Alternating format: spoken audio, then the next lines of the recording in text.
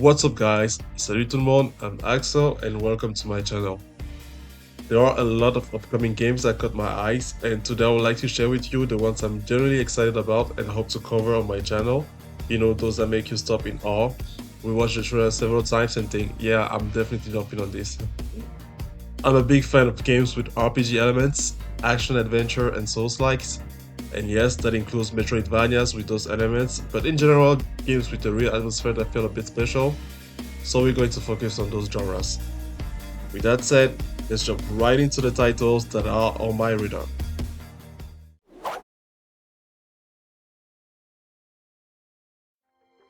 Nevergrave, The Witch and the Curse.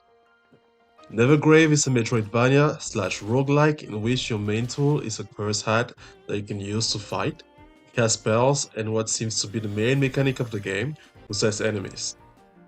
The game has building elements and allows cooperation for up to 4 players.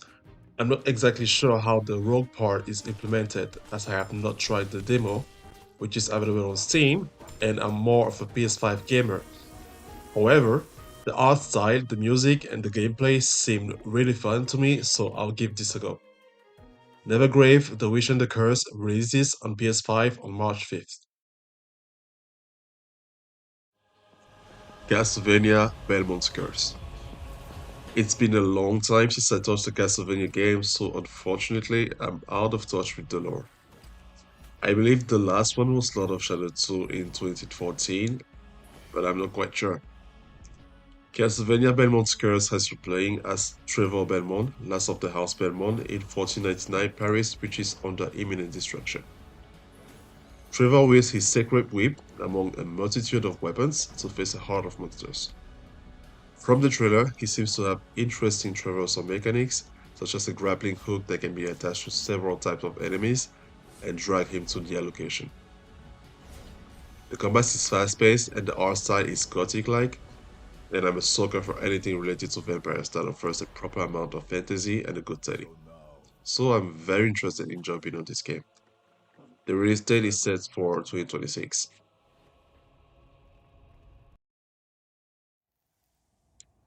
Hollow Knight meets Bloodborne. This game has been in development for quite some time and I was very excited to see the latest trailer of the game. Crowsworn lets you take control of a plague doctor suffering from amnesia that fights with a scythe and guns. Who doesn't love a good scythe-wielding protagonist? You can also use abilities called Corvian powers that use malice, a sort of energy form he wields, that surely will make the gameplay even more thrilling. There is no set release date at the moment, but considering the latest trailer, I believe the game will release either end of this year or next year.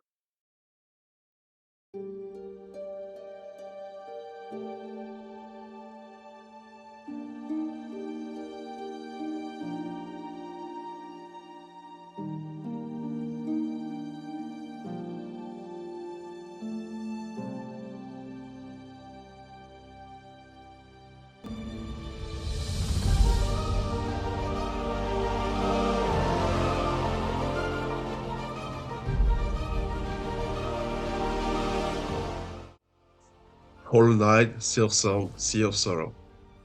The DLC to the critically acclaimed Game of the Year nominee Hollow Knight sequel.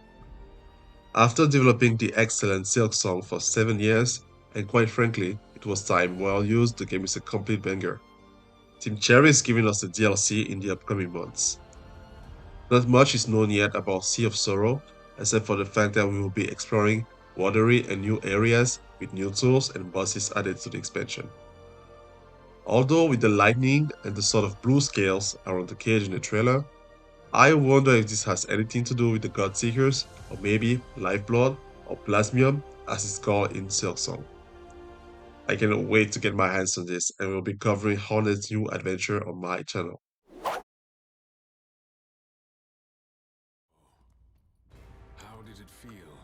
ArcheAge Chronicles is an upcoming MMORPG set 50 years after the events of the original game.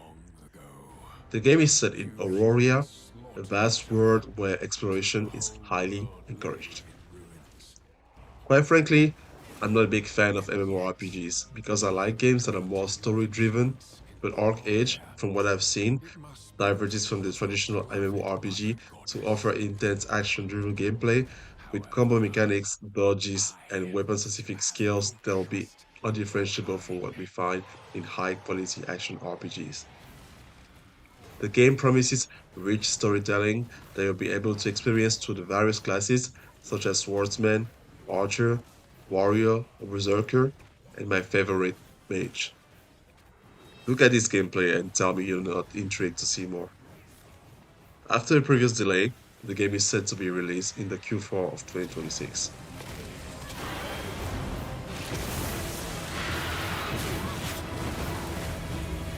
Prove yourself. If you survive this trial,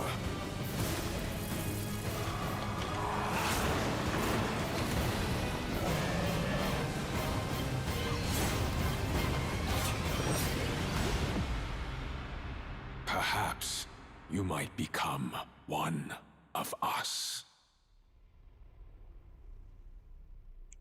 Another MMORPG I'm very interested in is Chrono Odyssey.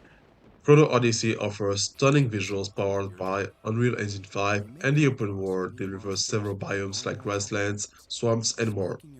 You get to pick one of six distinct character classes at launch that are Swordsman, Paladin, Ranger, Sorcerer, Berserker, or Assassin, each having your unique playstyle.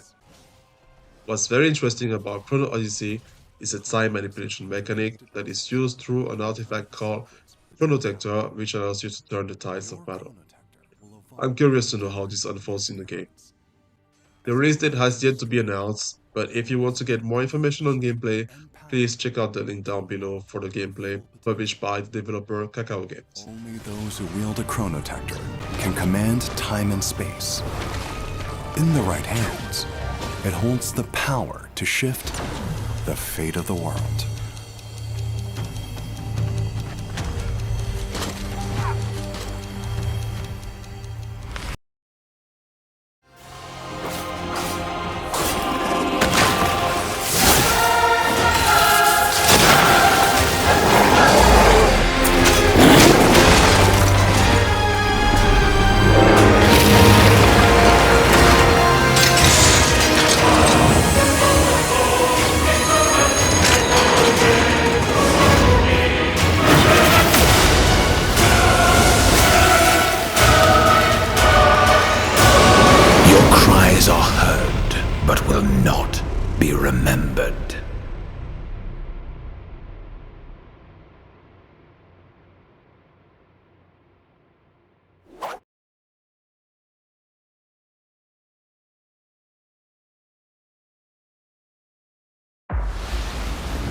That's 6 now. 6 survivors of Raccoon City, all dead from the same thing. Alright, let's talk about one of the most anticipated action games of the year. Resident Evil Requiem is officially dropping on February 27, 2026, and the hype is real. This is a 9 mainline entry, and Capcom is taking us right back to where the nightmare started, a post-apocalyptic Raccoon City. We're getting a two-sided horror experience here. We've got Leon Kennedy, our favorite hardened DSO agent is back, and from what we've seen, his sections are leaning into that crazy, tactical action we love. And Grace Ashcroft, a brand new protagonist and FBI analyst. Her side of the story seems way more focused on genuine horror and psychological tension as she investigates the shadows of the incident. There are some interesting facts about this game.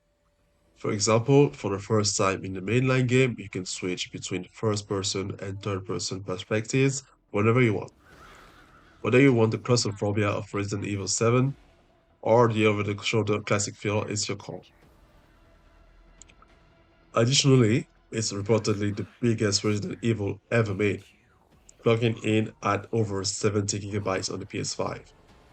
The game is built on the latest RE engine. It's using full path tracing and insane facial animation. You can literally see the sweat droplets on Leon's face when he's running for his life. Now, full disclosure, I actually haven't finished Resident Evil Village yet. Why? Because the opening werewolf siege on hard mode is absolutely wrecking me. I've spent more time getting chewed on by those lichens in that first village square than I've actually playing the game. But honestly, with Requiem launching next week, I think this is the perfect excuse to finally go back, swallow my pride, and beat those werewolves once and for all. If I'm going to survive Raccoon City, I've gotta survive the village first, right? Next up is a game that felt like a fever dream for the longest time, Pragmata. After years of teasers and delays, Capcom finally locked in a release date for April 24, 2026. I'll be honest, I was skeptical at first, but after getting my hands on the sketchbook demo this week, I'm officially a believer. You play as two very different characters working in tandem.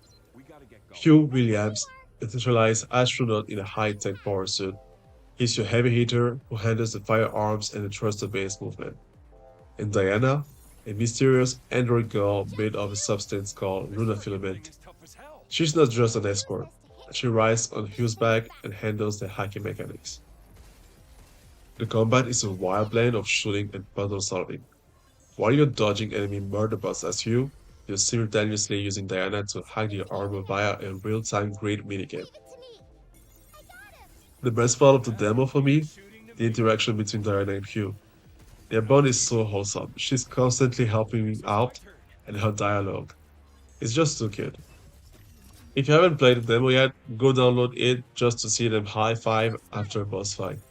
It completely sold me on the game. Good job, kid. Now it's my turn.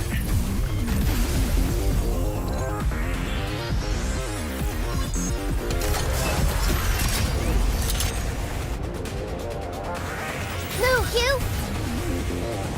Get some! Hacking! You're going down!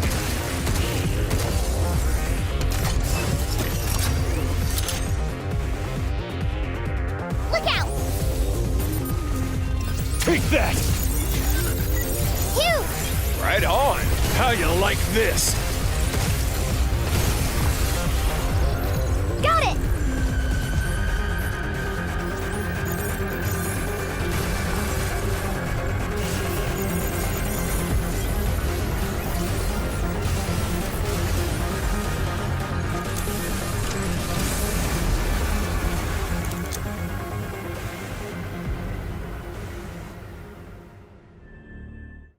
What is that for you, Arjun? Finishing the mission. Keeping. Alright, if like me you love the intensity of Returnal, you need to put Saros on your radar immediately. It's officially launching on April 30th, 2026, exclusively for the PS5 and PS5 Pro. Saros transports you on the lost colony of Carcosa, where you play as Arjun, a solitary enforcer. Arjun is stuck in a cycle of death and rebirth, searching for answers, which means you'll be dying a lot, but don't worry too much, it's an integral part of the game. Saros introduces new mechanics such as the second chance, which allows you to get revived once per run. It's a bit like the astronaut in Returnal. You can also teleport to each biomes after you have unlocked them, unlike Returnal where you had to do your run over from the first. The game still offers a series of bullet hell weapons and the new Eclipse system which corrupts and boosts you and your enemies. For those of you who would like to have a feel of how Saros might play, Returnal is still available for free for those with the PS Plus subscription. Weapons and artifacts also become corrupted, which alters them in both positive and negative ways, which ramps up the challenge.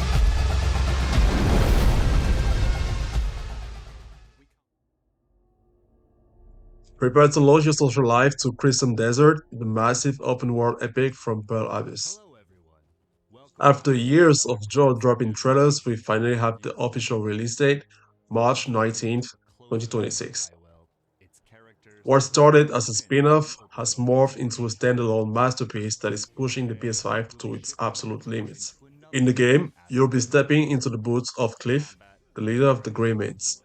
After a brutal ambush by a rival faction called the Black Bears, Cliff is left alone and seeking both revenge and a way to reunite his scattered brothers in arms across the continent of Fywell. You get to ride everything in this game, not just horses. Trailers have shown Cliff hijacking dragons, massive bears, and even robots to get around. The traversal here is genuinely next level. The combat is a brutal cinematic blend of swordplay, wrestling moves, and even environmental takedowns. It's fast, it's crunchy, and makes every encounter feels like a scene of a blockbuster movie. I know March can come soon enough for us to finally claim our place among the mercenaries of Fable. Seek out your Greymane comrades. Uncover the truth that lies within. And let your heart speak without fear. In the end, all will come together as one. We fight for the future of all. Sound the horn of our final battle! Fight! Fight for Pywell!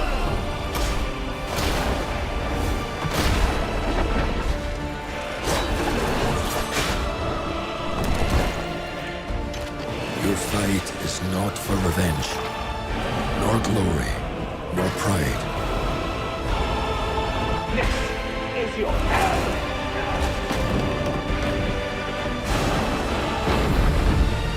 Remember who you are, and let it guide your path. For at the end of it, you will find the answers you seek.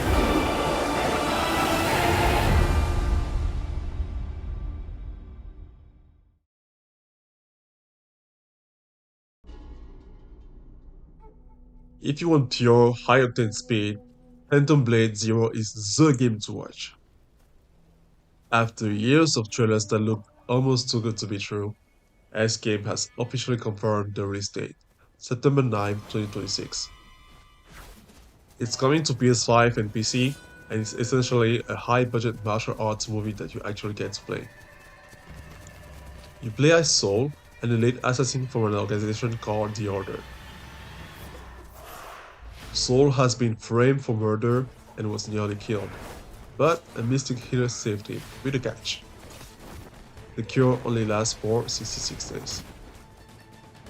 Regarding combat, the animation was designed with actual martial arts masters. Also, you aren't just stuck with swords, you can carry 2 primary and 2 secondary weapons, choosing from over 40 different options like cannons, massive axes, and sledgehammers. This is definitely one of those games that makes you glad you own a PS5, and I can't wait to see how that 66-day timer heightens the tension.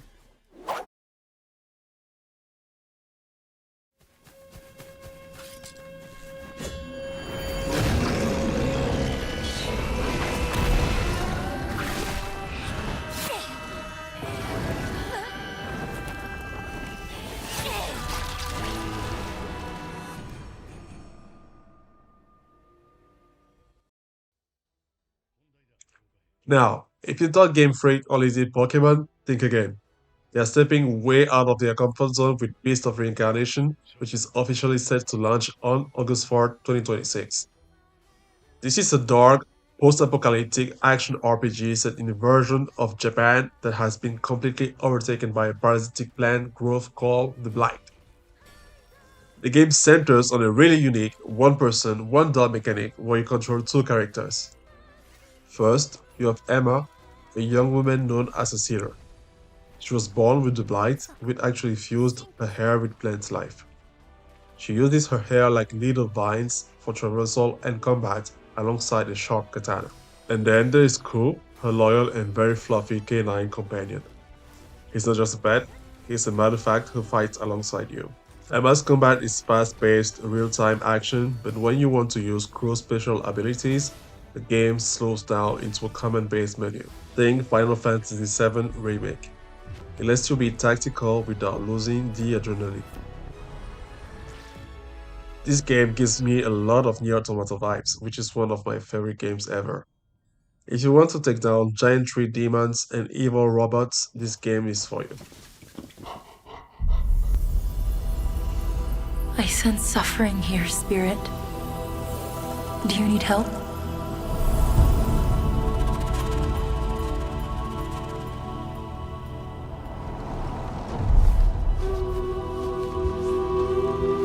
A spirit guide? It's been a long time since we've had one of your kind in Kosmora. I'm glad you're here. Officially announced for a 2026 release on PS5 and PC, Kenna's Curse of Kosmora is a sequel to Kenna Bridge of Spirits. The game leans into a much deeper, slightly darker tone than its predecessor. We're meeting an older, more renowned Kenna. She travels to the mysterious island of Kosmora to find a cure for an infection she's carried since childhood, and the stakes feel incredibly personal this time. Some interesting facts. In a wild twist early in the game, Kenna's iconic staff, her primary weapon and symbol as a guide, is actually shattered by a powerful spirit. This forces her to master an ancient, forgotten form of spirit guiding based on elemental alchemy. You also have elemental companions.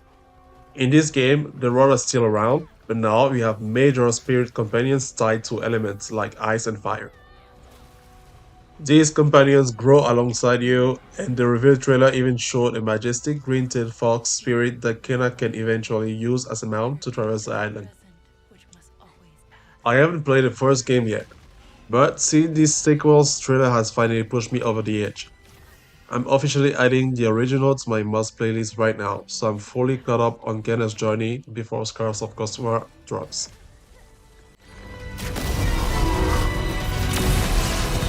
Love will bind you, yearning for a future you will not see.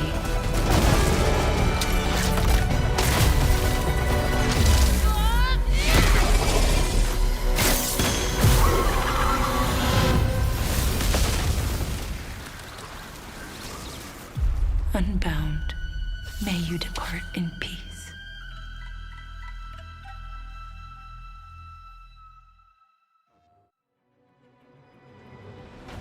After a staggering 16-year wait since the last mainline entry, the legendary Fable is finally making its massive return in autumn 2026. This isn't just a sequel, it's a complete, ground-up reboot that has been one of the most anticipated projects in gaming since its first teaser back in 2020. In a major shift for the franchise is ditching exclusivity to launch simultaneously on Xbox, PC, and PS5, opening up the world of Albion to more players than ever before. The core of the experience is built around a new style weaving combat system which lets you fluidly transition between melee, ranged, and magic attacks in a single seamless motion. Beyond the action, the game features a deeply reactive world with over 1,000 unique NPCs and a reputation system that tracks your every move, from your business ventures to your moral failings, ensuring that your hero's physical appearance and the world's perception of you change in real time based on how you choose to play. Whether you end up a saint or a total scoundrel, it looks like Albion was well worth the wait.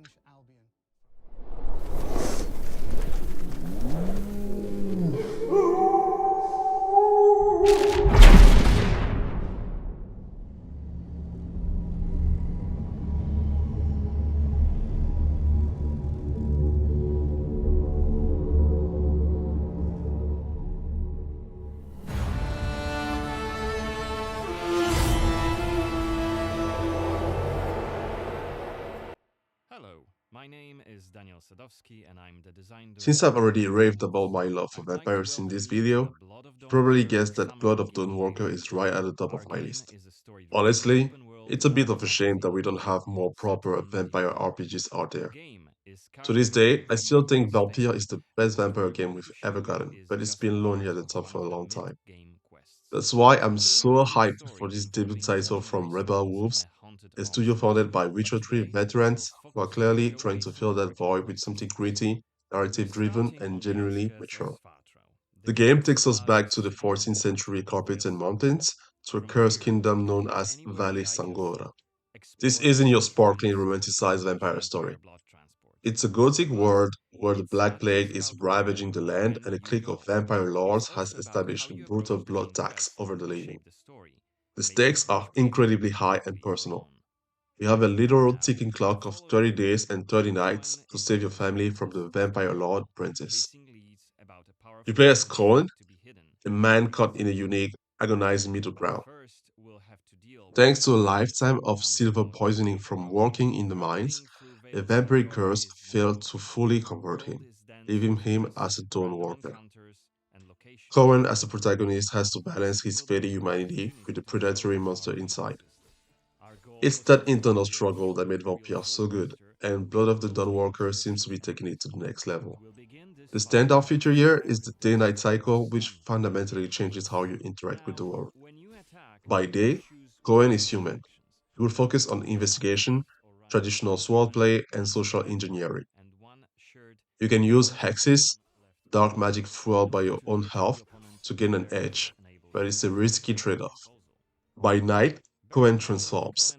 You gain supernatural powers, scaling walls, and using Shadow Step to blink across rooftops. Combat becomes a blur of claws and speed, but you have to manage your hunger. If you don't feed, you risk losing control and potentially killing key characters during your story dialogue.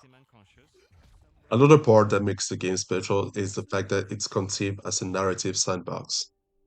Because you're on a straight 30-day timeline, some quests you choose to take advances the clock. You cannot see everything in one playthrough, which makes your choice feel heavy and final.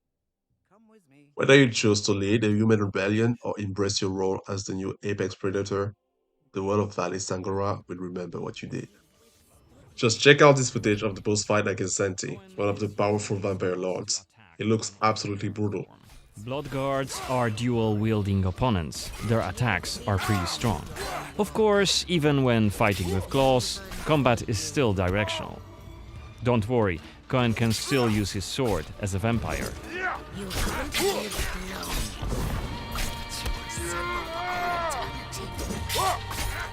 Only after defeating all three of the Bloodguards, Xanthi deems Cohen worthy of a challenge, and she descends to face him. She uses her blood control powers to cast a multitude of attacks, like her blood whips, that hit Cohen from left and right. Xanthi is protected by a powerful vampire ability. Once her stamina runs out, Cohen will have an opportunity to strike and deal some damage. But be careful, cause Xanthi is quick to counterattack and she will also try to restore her blood. Meanwhile, look at the indicator just below her health and stamina. It's a timer for the boiling blood skill that you've seen in the CGI trailer. So, if we don't hurry, the timer goes down to 0 and Cohen will eventually explode. And we're dead.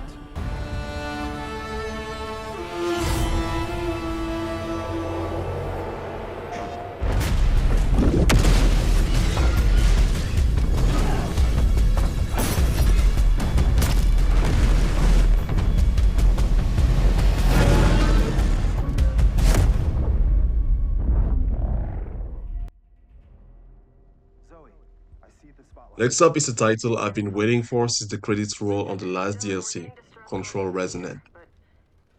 I've actually played through the original Control twice now, and watching Jesse's journey from a confused outsider to a powerhouse director was one of the most satisfying experiences I've had in the game. Now, with the release window set for 2026, Remedy is evolving the story in a massive way that takes the Bureau's problems out into the open.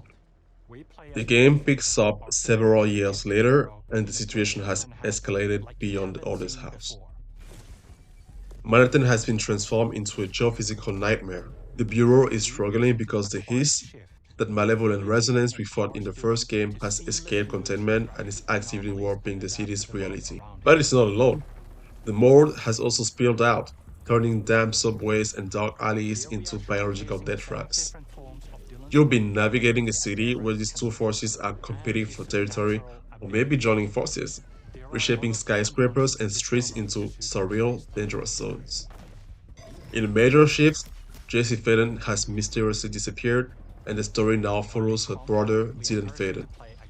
After years of confinement, Dylan is released into this chaotic New York to find his sister and contain a new cosmic crisis called the Resonance.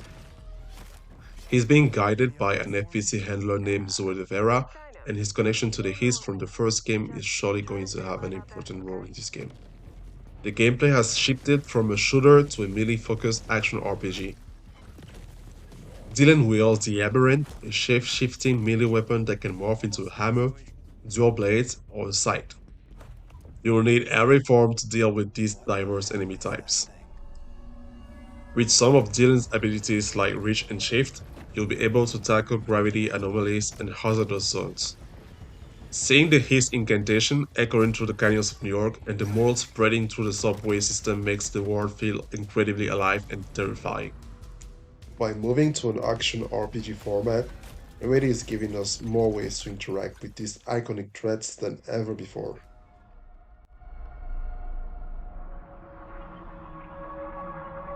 I think I hear something. I know where the Resonant is, Zoe. I'll call you back. Resonants are the dominant threat in what's our most ambitious game to date. And we can't wait to share it with you later in 2026.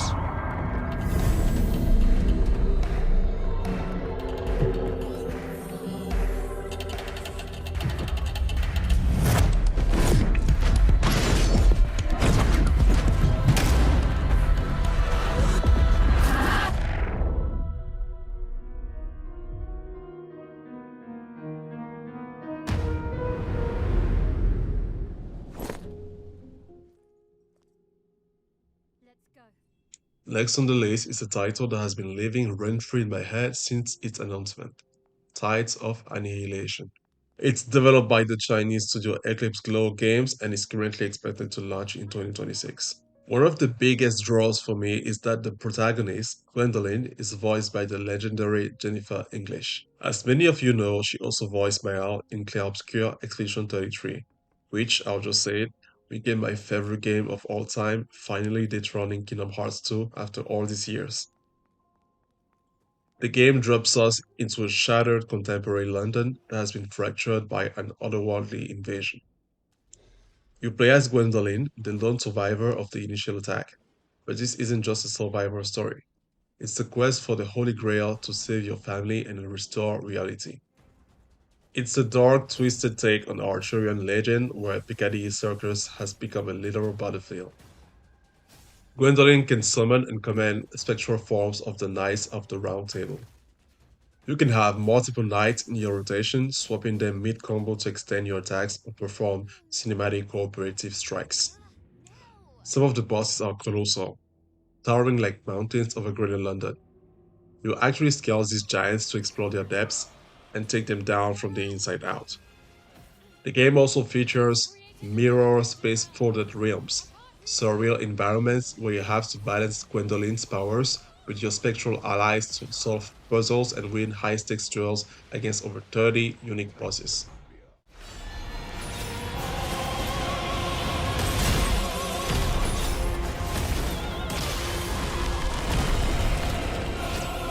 She's human again.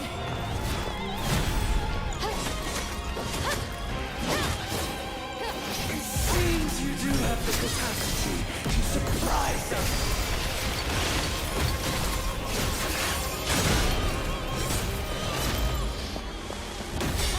Not enough. Change. Rectus.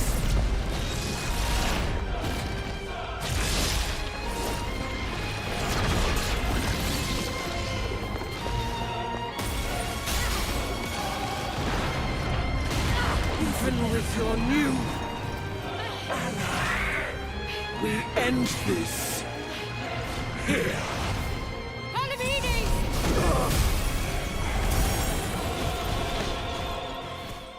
Next is Tomb Raider Catalyst, the 2027 title finally unifying the franchise. It's the first mainline entry in nearly a decade. Set in northern India, Lara navigates a mythical cataclysm across a massive, seamless Unreal Engine 5 open world. This is a veteran craft, combining the grit of a Survivor trilogy with the dual pistol confidence of the classic era. Tomb Raider Catalyst isn't just a new chapter. It's the long-awaited homecoming for the world's most iconic explorer.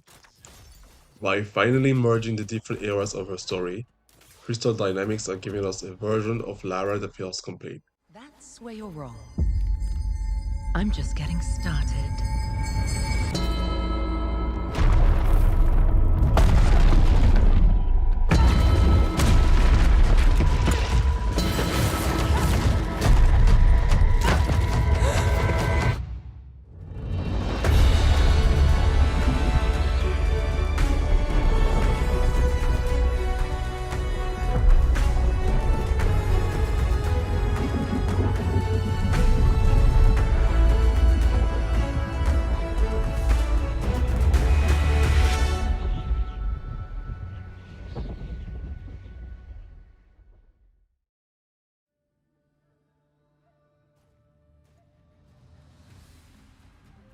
Next on the list is Project TAL, a stunning AAA open-world action RPG developed by Mad Engine.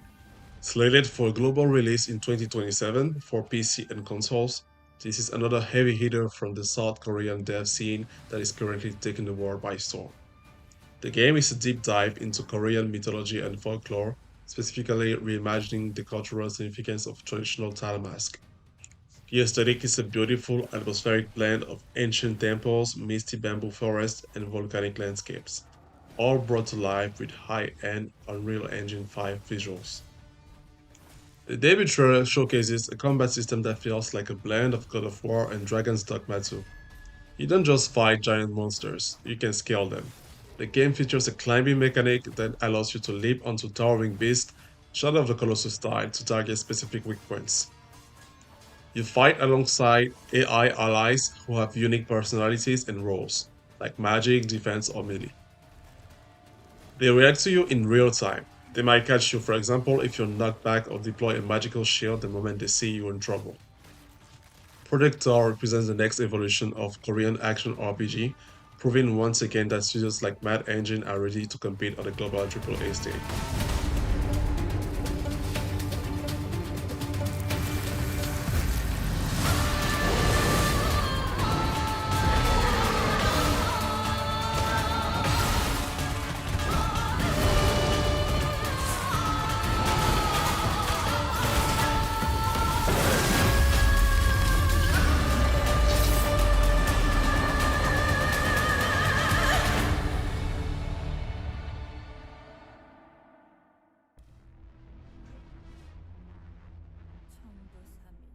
Next on the list is Woochi The Wayfarer, an ambitious AAA action-adventure title from Nexon Games and Norvolt.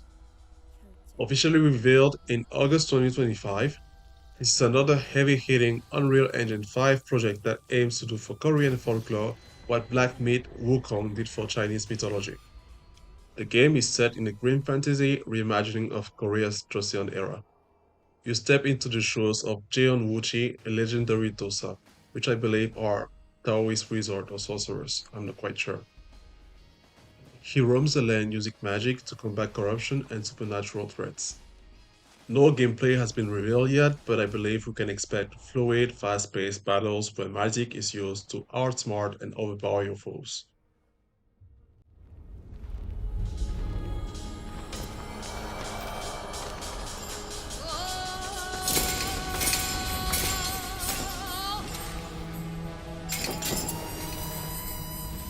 기어코 여기까지.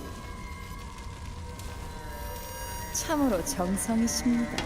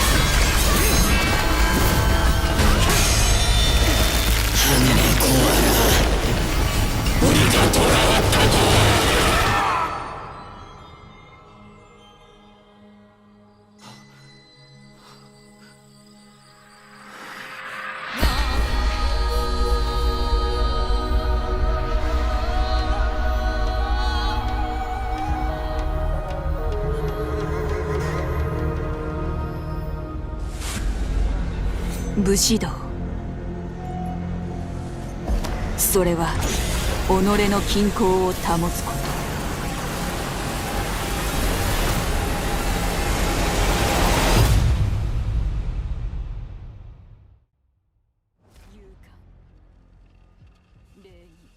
Sol Shogunate is the debut title from Chaos Manufacturing, revealed in the late 2025. Set in an alternate future where humanity has colonized the solar system but retained the culture of feudal Japan, the game takes place on Earth's moon. You play as Yuzuki, a genetically enhanced Ronin and the shattered heir to a massacred clan seeking revenge against a rival clan that controls the lunar megacities. Combat makes full use of the moon's environment. You'll use back thrusters, nanofiber grapples, and gravity assist gear to engage in acrobatic vertical swordplay. And the music. Honestly, I think I might buy this game just for the anime music I've heard in the trailer. It's so good.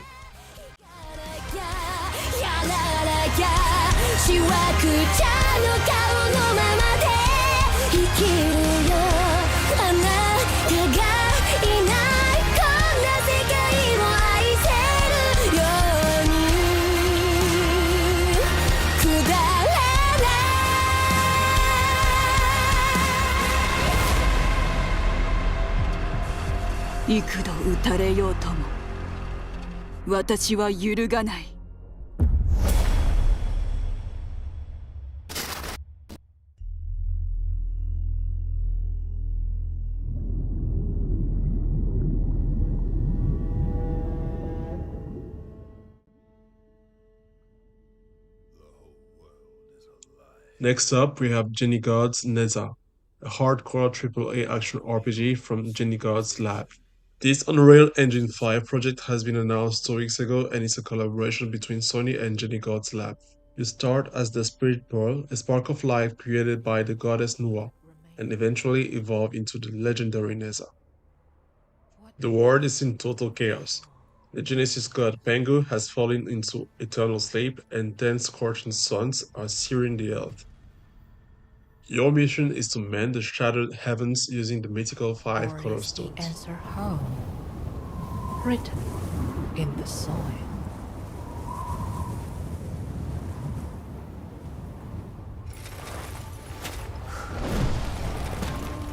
Mortals, how many times now?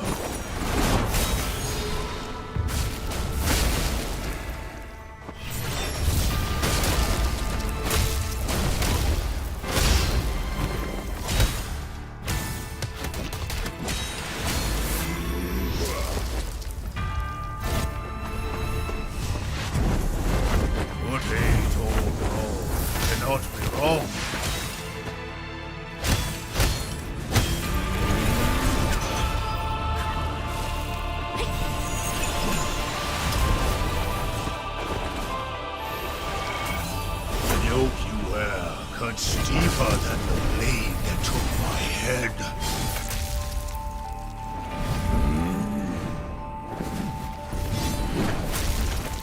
My head molders in Changyang Hill. Your name will molder in memory.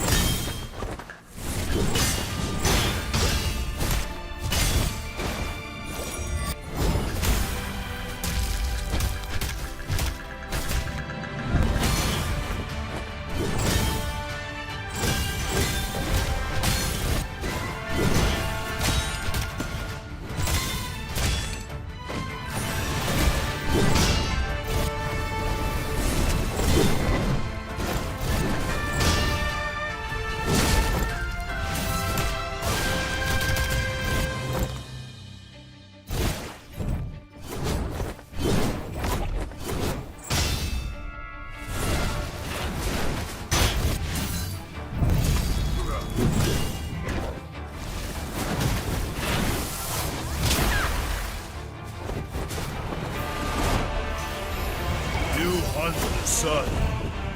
I warm heaven, the very sky you kneel to.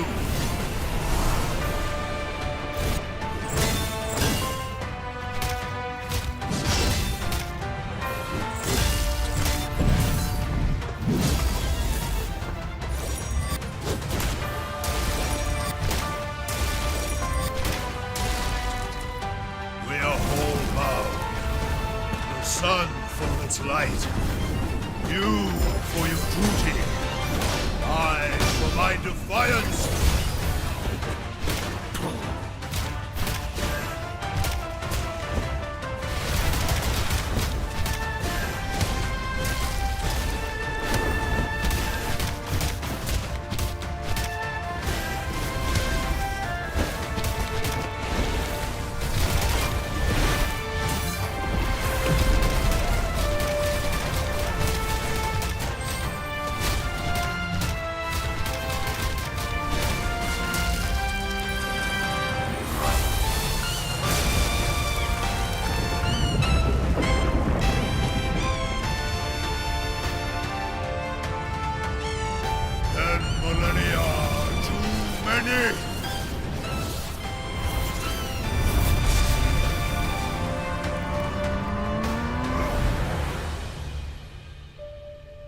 3,000 years are too long.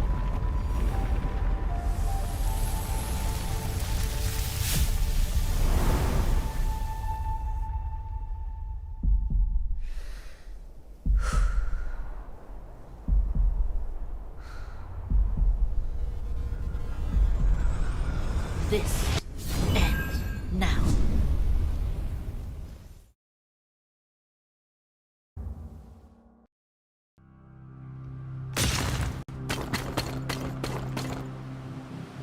The hideout is on fire. Celestials.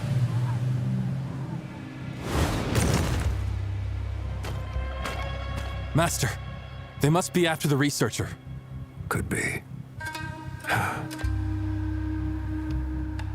We need to act fast. I'll deal with the Celestials. You go on ahead and find out what's going on. Don't do anything rash.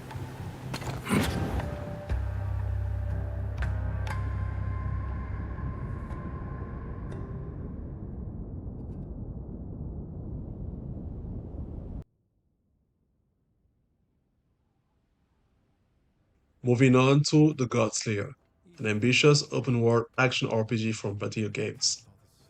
Originally part of the PlayStation China Hero project, it's now targeting a 2027 release as a multi-platform title.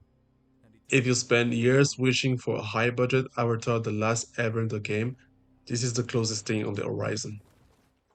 You play as Cheng, a warrior who can manipulate fire, water, earth, metal, and wood. The combat looks exactly like bending from Avatar, using martial arts to whip water from nearby towers, raise stone pillars from the ground, or glide through the air on gusts of wind. You can freeze enemies with water and then shatter them by summoning a massive boulder, or turn your surroundings into weapons by manipulating the environment in real time. The Godslayer is effectively the high-budget Avatar game fans have wanted for years. By pairing those familiar elemental bending mechanics with a gorgeous steampunk-inspired world, it's shaping up to be one of the most exciting open-world adventures on the horizon.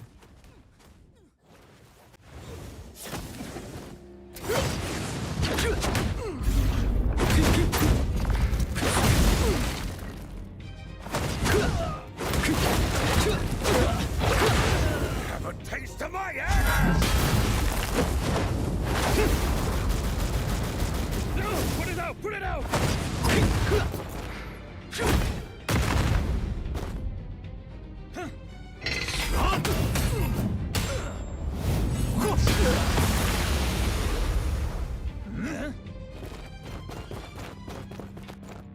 Cool off, you lot.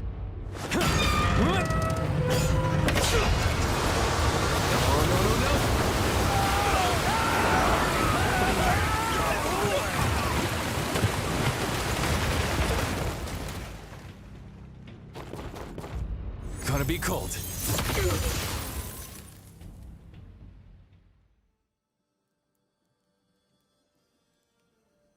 Next on the list is The Witcher 4, codenamed Project Polaris, a game tasked with kicking off a brand new saga for CD Projekt Red. I have to be honest here, I'm one of those people who just couldn't get into The Witcher 3. Despite the mountain of positive reviews and the incredible story, the gameplay always felt way too clunky to me.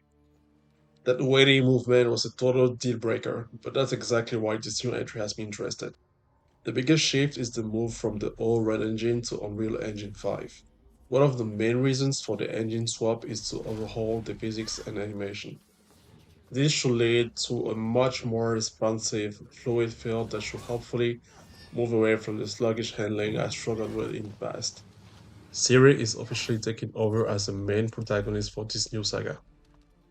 I'm genuinely excited to see how her space-time powers are implemented in the game.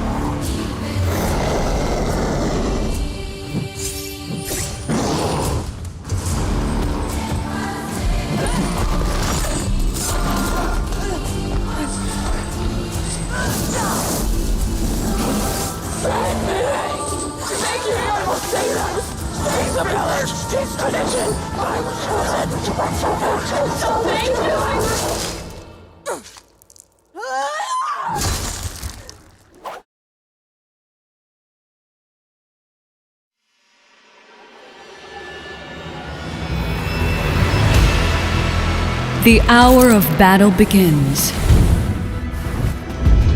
You who embrace the trials, welcome to my crucible, the furnace of war. One game that completely caught me off guard in 2025 was AI Limit. I have to admit, when I first saw the heavy anime art style, I wasn't sure if it was going to be for me. But after actually finishing it, I was really surprised by the quality. The combat is tight, the world building in Heaven's Well is great, and it's just a really polished experience. I'm actually planning to jump back in for a New Game Plus run very soon, just to get back into the flow before the new expansion drops. That expansion is called Eirene's Furnace of War, and we finally have the details on what's coming. It's officially launching on March 27th. That's the 1 year anniversary of the base game, so the timing is perfect. This moves the narrative past the original ending. You will be heading into the Temple of War to face trials set by Eirene, the Warfare Bishop. We are getting a massive gear drop with new weapons, armor, and spells. We are also adding a boss consecutive battles mode. If you have been looking for a dedicated boss rush to test your builds, this is it.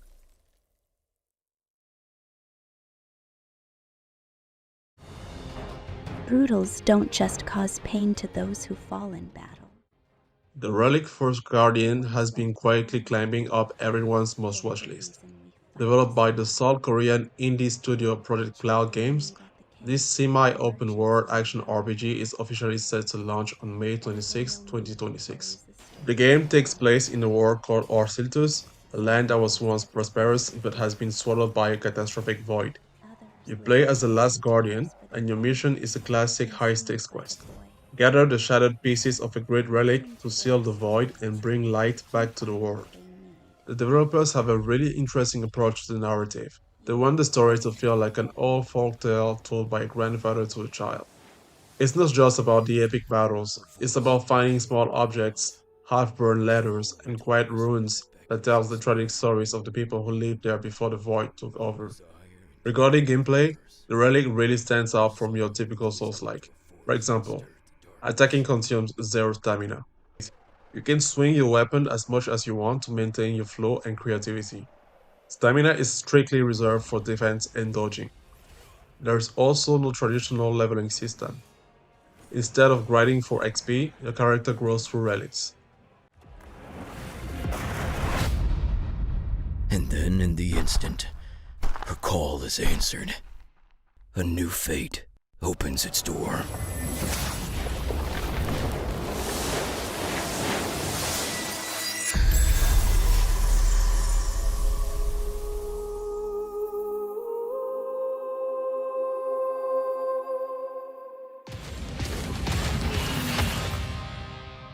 Next up is Lords of the Fallen 2, which was officially revealed at Gamescom and is targeting a 2026 release. I actually really enjoyed the first game. Even though it had a lot of issues at launch, from performance stutters to that intense enemy density, I found the core experience really rewarding. What I appreciated most was that the developers at Hexworks never gave up on it. They kept pushing out massive updates, eventually reaching that 2.5 milestone, and they clearly listened to every bit of feedback we gave them. Seeing that kind of dedication makes me genuinely excited for the sequel. Here is what we know about the next chapter. The dual realm system is coming back, but it's set a century after the first game. The Umbral has had 100 years to grow, so expect a much more sinister and scintillating underworld this time around. There will be full co-op progression. They're promising a shared campaign journey from start to finish, which should make the multiplayer experience much smoother than the first game. They are also making weapons movement more unique and adding a new dismemberment system to the game. Given how much work they put into fixing the last game, I have a lot of faith that Lords of the Fallen 2 is going to launch in a much stronger state. And look at those visuals, my god.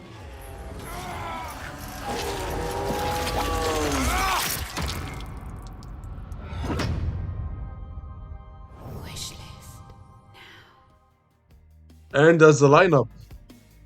There are so many games with a lot of potential that will drop in the next months, and I wish to cover all of these on my channel. I'm personally most excited for Silksong, Crimson Desert, Blood of Dawnwalker, Control Resonant, Beast of Reincarnation, Tides of Annihilation, and Lords of the Fallen 2. But I want to hear from you guys. Which of these games is at the top of your wishlist, or which games do you think deserve to be up here? Drop a comment below and let's talk about it. Also, you probably realized that I'm still a small channel and hope to grow and bring more quality content to you. If you enjoyed this look at what's coming this year and the next, it'll mean the world if you hit that subscribe button.